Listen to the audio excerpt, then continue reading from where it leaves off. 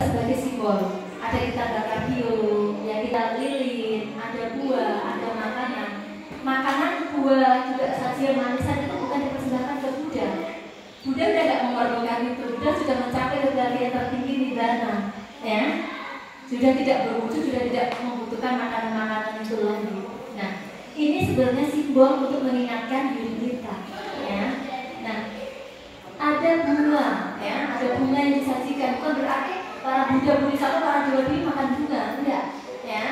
Bunga ini melambangkan ketidakkekalan dalam diri kita. Bunga yang kita petik ini akan layu, yang segar akan layu. Nah, ketika kita ada melihat bunga mengingatkan kita, oh hidup saya ini singkat, saya juga akan layu, saya juga akan meninggal, maka saya akan melakukan kebajikan dalam kehidupan saya. Nah, harumnya bio ini ibarat harumnya kebajikan. Harumnya kebajikan yang kita lakukan, ya. Harumnya kebajikan yang kita lakukan bisa melawan arah angin, ya, akan tersebar ke seluruh penjuru dunia. Kebajikan yang kita lakukan. Maka ada pepatah, harimau mati meninggalkan belang, gajah mati meninggalkan gading. Kalau kita dalam kehidupan kita banyak melakukan kebajikan yang dikenang akan kebajikan kita, ya. Tapi kalau kita melakukan kejahatan, maka yang dikenang itu kejahatan kita.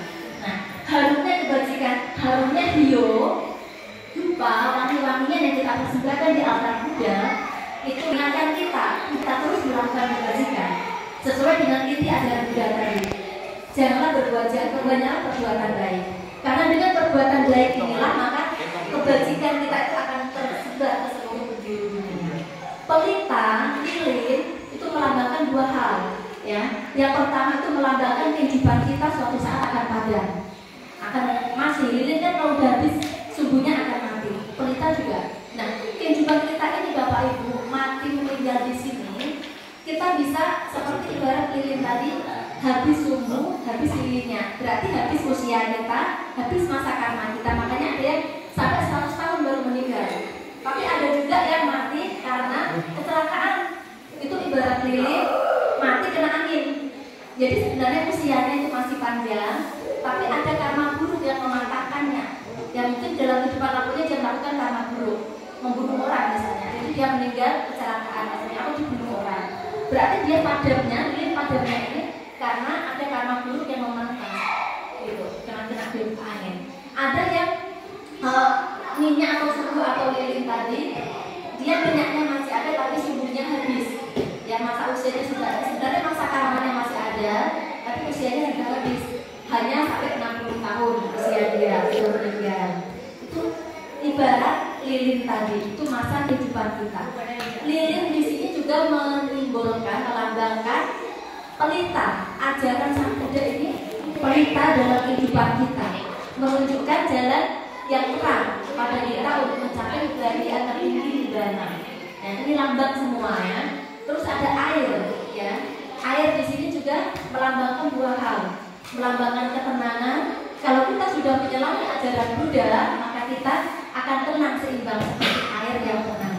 Ya, juga melambangkan sifat rendah hati, bukan rendah diri. Air melambangkan sifat rendah hati, karena air mengalir dari tempat tinggi yang rendah. Bukan ada air mencur dari bawah mengalir ke atas, kita turun lagi, ya. Nah, beda. Sifat air itu mengalir dari tempat yang tinggi yang rendah. Nah, semakin kita memahami dharma, kita juga semakin rendah hati. Semakin pangkat kita tinggi, semakin pendidikan kita tinggi, kita semakin rendah hati, bukan sombong. Nah, air juga melambangkan itu, ya. Terus juga ada simbol di sini buah. Buah itu yang kita sajikan bukan dimakan saat ida atau para dewa, bukan. Tapi itu simbol dari buah kebajikan kita, ya. Buah kebajikan kita. Kita mengingatkan kita juga harus senantiasa melakukan kebajikan, ya. Maka kita buahnya akan kebahagiaan. Buah kan manis, ya. Tapi kalau ada lagi simbol apa? Rupang. Nah, rupang. Ada rupang Buddha. Kadang biasanya di sekolah diajak orang murid di berhala neraka, enggak. Ini bukan untuk kita sembah, kita bukan menyembah berhala. Setiap agama punya simbol, ya. Kalau di Kristen ada Yesus Kristus.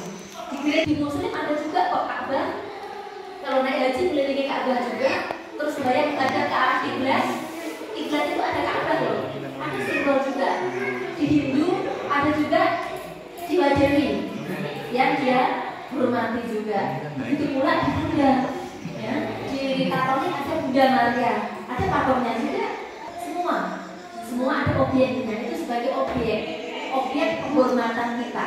Ya, kita menghormat pada guru agung kita karena berjasa mengajarkan ajaran Buddha Dharma, sehingga kita mengenal ajaran Buddha dan mengajarkan jalan untuk mencapai kebahagiaan tertinggi.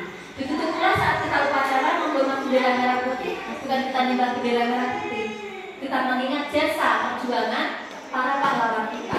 Supaya apa?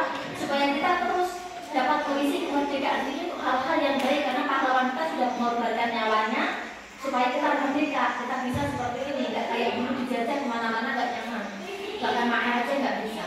Begitu pula kita menghormati Buddha, kita bersujud, itu bentuk penghormatan kepada guru agung kita, supaya kita terus mengingat ajaran Buddha dan menjalankan dalam kehidupan kita sehari-hari.